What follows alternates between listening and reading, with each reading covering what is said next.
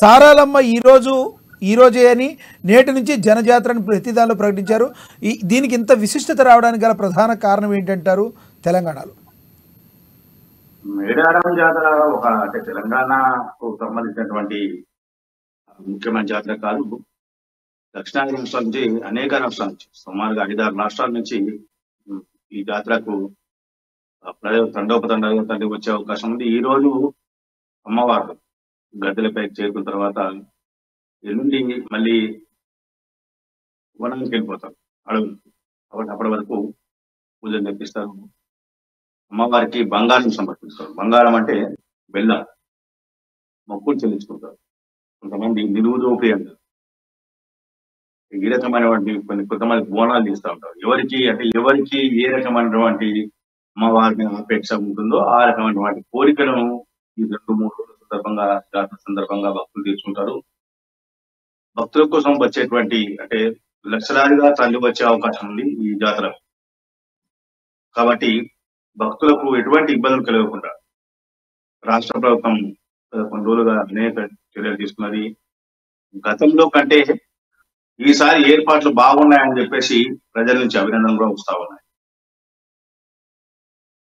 ప్రభుత్వం కూడా ఏర్పాట్లను చేసింది, ప్రజలు చూపింది, కానీ తగినంత విధంగా జరగలేదు. భక్తులకు కావాల్సిన సౌకర్యాలు కల్పించలేదు అన్న ఒక అపప్రదానం మూట కట్టుకున్నది. ఈసారి ప్రస్తుత ప్రభుత్వం, కాంగ్రెస్ పార్టీ ప్రభుత్వం మేడారం జాతరను అంటే అధికారంలోకి వచ్చినాక కాంగ్రెస్ పార్టీ అధికారం తొలి జాతర ఇది రాష్ట్రంలో, పెద్ద జాతర. కాబట్టి ప్రభుత్వం కూడా ప్రతిష్టాత్మకంగా తీసుకుని ఉంటుంది.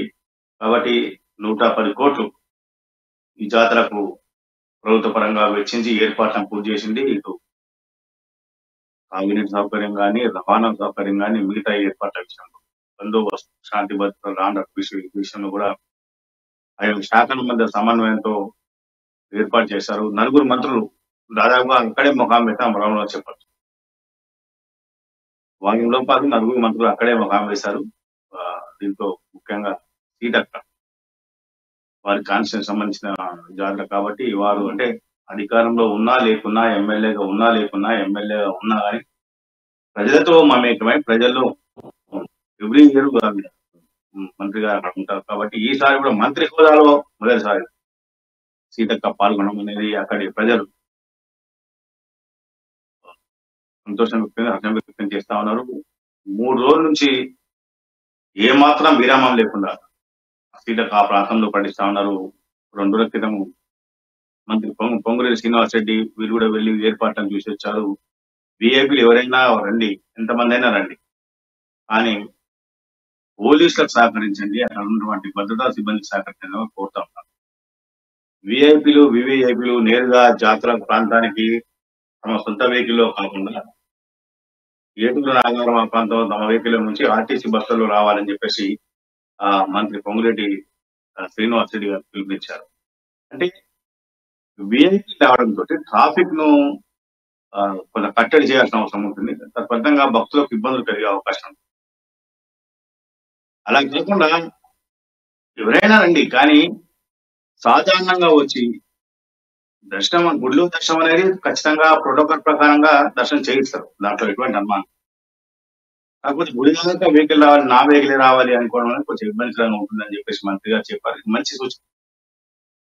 తప్పకుండా అందరూ పాటించి ప్రభుత్వానికి, నిర్వాహకులకు సహకరిస్తే బాగుంటుంది.